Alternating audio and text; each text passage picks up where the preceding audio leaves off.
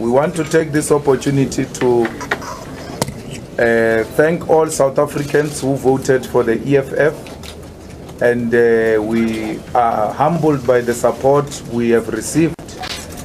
And we also want to take this opportunity to thank our ground forces for the hard work they've put into the whole campaign. They were in it against a well-oiled machinery which spent 1 billion and the others more than 300 million. Yet our people just worked from a position of commitment to ensure that they deliver votes for the EFF. We're encouraged by those young women and men, including the elderly people, who have worked very hard to make the EFF to be a role player. I'm happy that the EFF has managed to increase its support base and increased its presence in the South African politics. We're speaking here today, the EFF exists in all corners of South Africa. We are happy that the EFF is the first organization to humble the ANC, the most arrogant organization which thought that it is entitled to leadership position in South Africa. And the EFF came in and humbled it to a point where the leadership of the ANC is running around like headless chickens.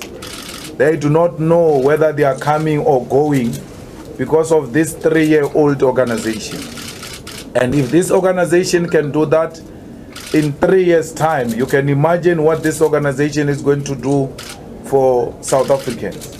And we are happy that the EFF has actually ensured that the ANC get less than 60% nationally, because the ANC receiving a majority of votes thought that they were doing something right.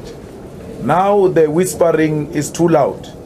The message is clear, the writing is on the wall, and 2019 is going to be a serious challenge for the ruling party. We hear that people are talking about coalitions in other municipalities, particularly in the metros. We want to put it on record that no one has approached us. And therefore we are unable to speak about coalition because we are not the party that received the majority anyway. I thought the people who must approach others are those who are leading in those metros, and not the small parties approaching the bigger parties, because that amounts to uncontrollable desire for power, something we do not suffer from. So after elections, I was at home with my grandmother.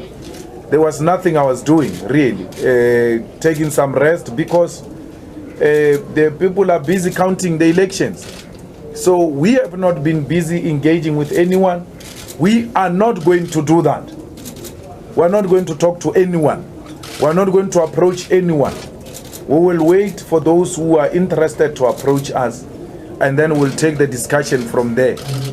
A point has been made very clearly by the leadership of the EFF that we are not prepared to speak to the ANC or engage in any form of coalition with the ANC. But you all know that we exist in a democratic country. We cannot close our ears when we are spoken to by anyone. So far, no one is talking to us. But we are celebrating. We've done very well, and we are happy the ANC has been punished. Throughout the campaign, I said we must punish the ANC. We must humble the ANC. The ANC is arrogant. And I've given myself a personal task to ensure that in my lifetime, I want to see the ANC out of power, so that those who come after the ANC should know that no one is entitled to a position of power. They must know that there is no contract between politicians and the voter that says, till death do us apart.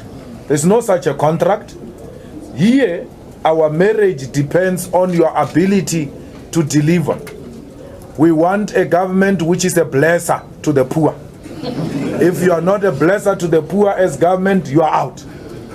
And the poor masses of our people have done exactly that. Congratulations, South Africa. We are hopeful. We are highly motivated. We are soldiering on. We are winning this battle. I've never seen them so humbled, even on TVs, even on their table here. You can see that the mood of 2014 and the mood of today are different.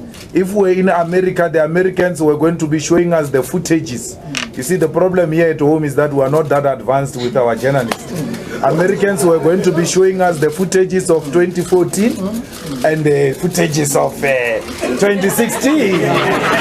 So I'm challenging you to show us the mood of 2014 and the footages of 2016 from a table of the ANC. Tables have turned. We warned them.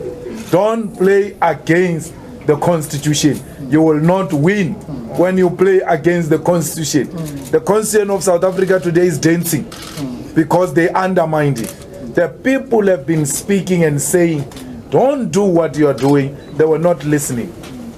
Now today I hear the similarities between the ANC and the EFF through ANC spokespersons and the SG. No, the EFF is a natural ally. How? Were you not thinking about that when you were beating us up in Parliament? You should have thought that this day will come. So, Adiba, yeah. Thank you.